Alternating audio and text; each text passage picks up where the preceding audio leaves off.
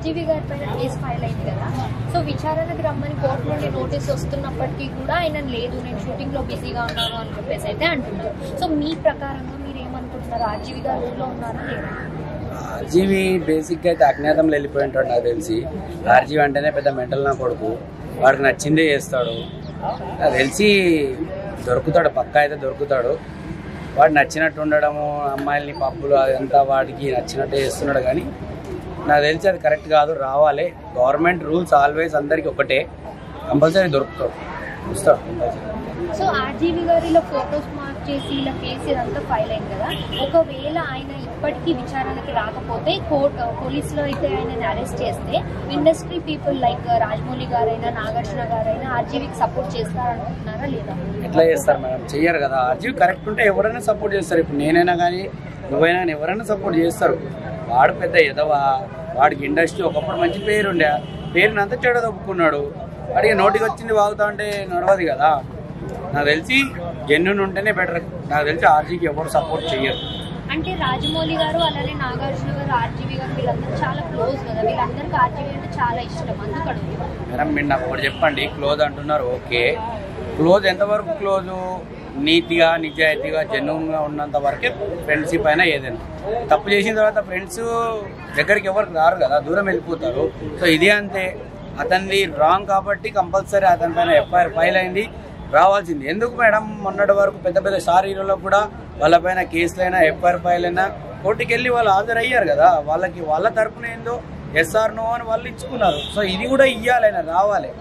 అది సినిమాల స్క్రిప్ట్ లాగా ఇది కాదు కదా, రియల్ లైఫ్కు వేరు, స్క్రిప్ట్కు వేరు కదా. రీల్కు రియల్ లైఫ్ ఉన్న తేడా చాలా ఉంది. అందుకని నా ఇష్టం ఉన్నా అంటే నడవదు, ఏదో ఒకరోజు పక్కా దొరుకుతాడు, తీసి బొక్కలు వేస్తాడు. మన రీసెంట్లీ జానీ మాస్టర్ కూడా జరిగింది కదా, ఆయన తప్పు చేశాడా లేదా అన్నది తెలియదు. అది ఎప్పుడో జరిగింది, మొన్న అయ్యింది, ఏమైంది తెలియదు. బట్ ఆయన చట్టానికి ఆయన చట్ట పని చేయనిచ్చాడు కదా, వెళ్ళాడు, మళ్ళీ బెయిల్ మీద రిటర్న్ వచ్చాడు. అది ఏదో నడుస్తుంది. సేమ్ ఇలాగే ఆర్జీ కూడా కంపల్సరీ కస్టడీలో తీసుకోవాలి, విచారించాలి, కోర్టుకు రావాలి. అది దానికి కరెక్ట్ సమాధానం చెప్పాలి. సో ప్రజలందరూ అంటున్నారు ఆర్జీవీ గారికి 2 సార్లు కోర్టు నోటీస్ పంపించినప్పటికీ కూడా భయం లేకుండా రావట్లేదు, అసలు ఈ కేసుని ఇలానే వదిలేస్తారా ఈ కోర్టు వాళ్ళు, పెద్ద అధికారులందరూ అని చెప్పేసి ప్రజలు అనుకుంటున్నారు. సో ఆర్జీవీ ఒక పెద్ద డైరెక్టర్ అని చెప్పేసి వీళ్ళు ఇలా నెగ్లెక్ట్ చేస్తున్నారా, ఎక్కువ ఫోర్స్ చేయకుండా, ప్రెషరైజ్ చేయకుండా? అట్లా ఏం లేదు మేడం, పెద్ద డైరెక్టరా చిన్న డైరెక్టర్ అనేది ఏముండదు. చట్టం అందరి దృష్టిలో సమానమే ఉంటుంది. మళ్ళీ ఇంకోటి ఏంటంటే మన వెనకాల ఇప్పుడు పెద్ద నరేంద్ర మోడీ హస్తం ఉంది కాబట్టి చట్టం కంపల్సరీ తన పని తాను చేసుకుంటుంది. పక్కా ఇలా రేపు దాగుండొచ్చు, 3వ అయినా దొరుకుతాడు కదా మేడం, కంపల్సరీ దొరుకుతాడు, ఎక్కడికి పోయినా దొరుకుతాడు, రావాల్సిందే, అది మాత్రం పక్కా.